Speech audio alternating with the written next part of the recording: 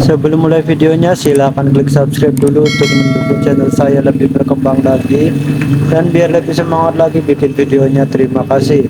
Kali ini saya kedatangan motor Yamaha Jupiter Z ya, dengan kendala ban belakangnya kempes atau bocor. Langsung saja kita eksekusi. Pertama-tama kita lepaskan dulu bagian baut dop sama bagian spendilnya, kita lepaskan semuanya ya. Setelah itu lanjut kita memisahkan antara pelek dengan bannya ya, dengan cara kita tekan-tekan atau kita pijit-pijit dengan kedua tangan. Kalau misalkan susah bisa kita lepaskan atau pisahkan dengan menggunakan cukit ya, tapi kalau bannya mudah langsung aja kita cukit. Oke, ketika pertama kali dicukit terus kita kesusahan atau berat ya, pas mencukit kita tekan-tekan dulu bagian rodanya, kemudian satu cukitan kita tahan, cukitan yang pertama, cukitan yang kedua kita gunakan untuk membuka ban luarnya ya. Ketika sudah 2 atau 3 kali cukitan, cukitannya akan terasa mudah. Cukup kita pakai satu cukitan saja untuk membuka keseluruhannya ya. Lanjut kita buka sampai keseluruhannya terbuka. Setelah terbuka keseluruhannya, lanjut kita ambil bagian ban dalamnya, kita ambil saja, kita keluarkan ya, tapi dengan hati-hati jangan sampai bagian ban dalamnya sobek karena tidak hati-hati saat menariknya ya.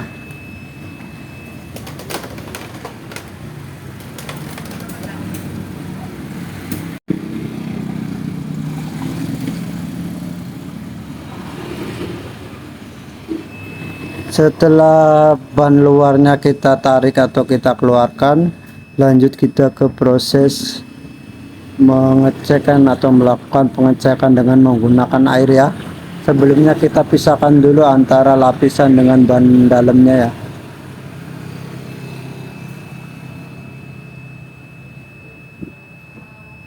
Kita sediakan dulu airnya, kemudian bagian ban dalamnya kita pompa lagi ya supaya ada tekanan anginnya.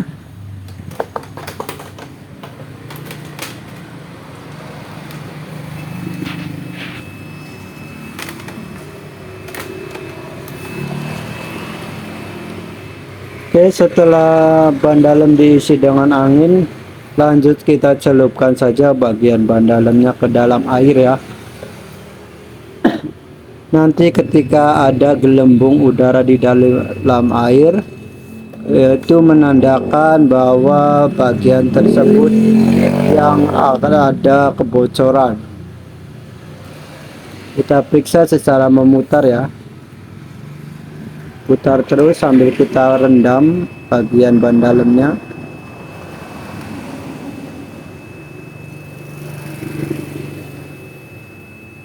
Oke, setelah dirasa ada gelembung udara, terus kita tahu bagian yang bocor, lanjut kita tandai dengan menggunakan spentil bekas atau menggunakan alat atau kayu kecil ya, tusuk gigi semacamnya seperti itu, untuk menandakan lubangnya saja. Setelah itu kita cabut lagi bagian spentilnya, kita kempeskan lagi ban dalamnya, kemudian lanjut kita ke proses pengepresan. Nah, inilah alat presnya ya. Sebelum kita pres atau kita kasih karet tambal, kita gosok-gosok dulu bagian yang ada lubangnya. Kita gosok supaya bagian ban dalam ini kering, dan digosok supaya bagiannya halus ya, tidak kasar. Jadi pada saat menempelkan karet tambal itu, karet tambalnya bisa merekat dengan sempurna. Setelah cukup digosoknya, lanjut kita siapkan dulu bagian karet tambal ya. Kita gunting sesuai ukuran yang ada di lubang ban dalam, kemudian samping-sampingnya kita gunting, dan kita lepaskan dulu bagian perekatnya ya. Jadi saya tidak menggunakan lem tapi perekat yang sudah ada di karet tambalnya. Setelah itu kita siapkan bagian kalengnya. Bagian yang ada karet tambalnya itu menghadap ke bawah, terus atasnya kita kasih karet ya untuk menekan ketika alat presnya itu menekan ke bawah. Lanjut kita putar secara kencang ya, jadi supaya ngepres dengan sempurna dengan baik, supaya tidak lepas lagi ya. Oke, setelah itu kita siapkan spiritusnya. Saya melakukan pembakarannya dengan menggunakan spiritus ya. Setelah spiritusnya sesuai takaran, kita nyalakan dengan menggunakan korek gas. Dan nanti proses pembakarannya saya skip ya, karena mempersingkat video juga ya. Nanti skip langsung ke proses apinya sudah padam. Dan setelah kita cek bagian takaran spiritusnya ternyata sudah padam, kemudian kita longgarkan alat presnya ya. Oke, kemudian kita lepaskan dari kalengnya. Kalau sudah tidak lengket dengan kaleng, itu menandakan tambalannya sudah matang dengan sempurna ya. Kita cek juga bagian samping-sampingnya tidak terkelupas dan sudah rapat. Setelah itu kita dinginkan dulu dengan memasukkannya ke air ya. Kemudian kita lakukan pengecekan setelah ditambal. Fungsinya supaya kita makin yakin tambalan yang tadi kita tambal itu sudah tidak rembes atau tidak bocor lagi.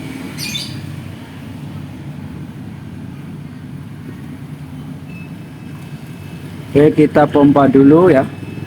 Kita melakukan pengecekan untuk kedua kalinya. Tidak usah memutar atau tidak usah keseluruhan karet tambal atau ban dalamnya kita cek, tapi cukup yang tadi ada tambalannya saja. Setelah cukup atau dirasa tidak ada yang bocor lagi, kita kempeskan lagi dengan cara cabut bagian spentilnya. Sebelum memasukkan bagian ban dalam ke roda belakang, kita cek dulu bagian dalam roda belakangnya ya, supaya terhindar dari adanya paku, kawat atau benda tajam lainnya. Setelah itu saya masukkan dulu bagian karet lapisannya ya.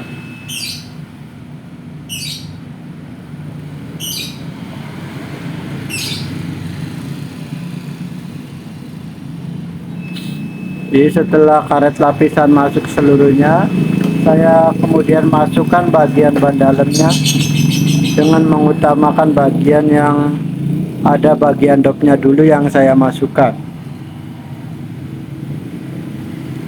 Setelah masuk kita kasih mur dulu, kemudian kita masukkan seluruh bagian ban dalamnya.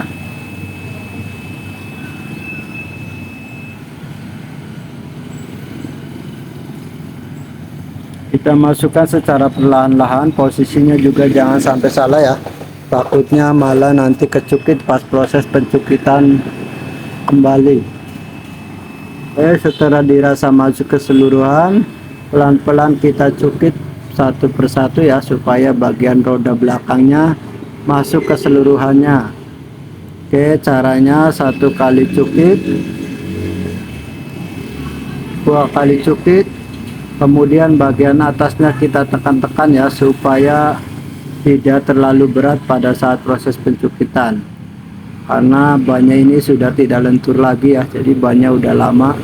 Jadi kita perlu melakukan trik seperti ini ya. Setelah 1 kali cukitan, bagian atasnya kita tekan-tekan supaya tidak rapat atau rapet ya, tidak menempel di bagian velgnya. Oke, setelah masuk keseluruhan bagian ban luarnya, lanjut kita masukkan spentilnya ya, untuk kita pompa kembali bagian roda belakangnya ya. Nah, kita pompa sampai tekanan anginnya sesuai, tidak terlalu keras atau tidak terlalu lembek ya. Oke, setelah selesai proses dari awal tambal ban sampai pembakaran terus kita pasang kembali sudah selesai. Terima kasih yang sudah menyaksikan, jangan lupa klik like, subscribe dan komennya ya. Terima kasih.